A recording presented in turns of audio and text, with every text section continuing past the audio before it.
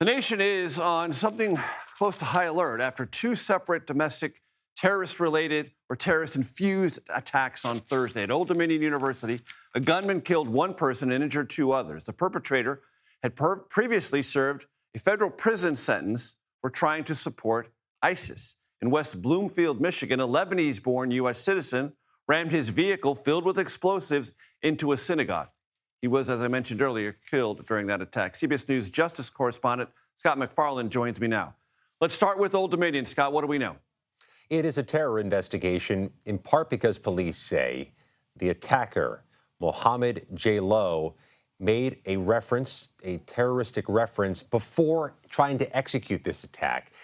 There's so much to unpack here, Major, but I think the sequence of events is really telling here. They say J. Lowe attacked a ROTC, an ROTC class at Old Dominion University, killed the instructor, but that it was at least one of the students who subdued and killed J. Lowe before the rampage could continue. A remarkable sequence of events, if you can think about it. We also know from J. Lowe's background, he had a terror case in his past. He was convicted by the federal government, by the U.S. Department of Justice in 2016 of a terror plot. He served roughly 8.5 years of his prison term, got a little bit of time chopped off at the end, which is typical in the federal prison system, and somehow got his hands on a gun, which felons are not to do. A Virginia man has been charged today by the Department of Justice for somehow, some way providing J. Lowe with that gun. And Scott, what about Michigan and the attack yesterday? Yeah, that attack, that vehicular attack into the synagogue in West Bloomfield, Michigan, is also being investigated as a potential terror case, or at least a hate case, because, of course, it was a synagogue that was attacked.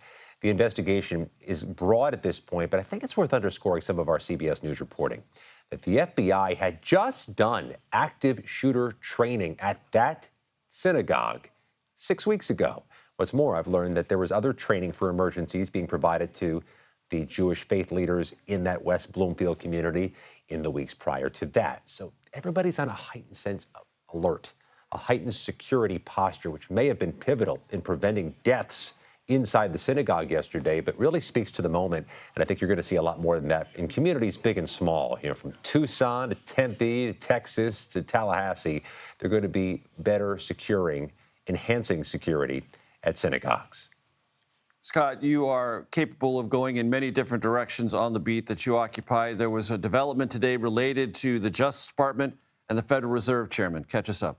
Well, this was a banger. Federal Judge James Boasberg, the chief judge in Washington, knocked down potential subpoenas from the Trump administration against Jerome Powell, the chair of the Federal Reserve. U.S. Attorney Jeanine Pirro, you see her there, says she's going to appeal this and challenge this. But what the judge said in a blistering 20-plus page opinion is that there was no sufficient evidence of any crime by Powell to let these subpoenas move forward, that it appeared to be a nakedly political attempt by the Trump administration to weaponize its Justice Department to pressure Powell to lower interest rates or resign. Boasberg says, not in so many words, but in a general sense, this is not what the Department of Justice is for. This is not what the criminal justice system is to be used for.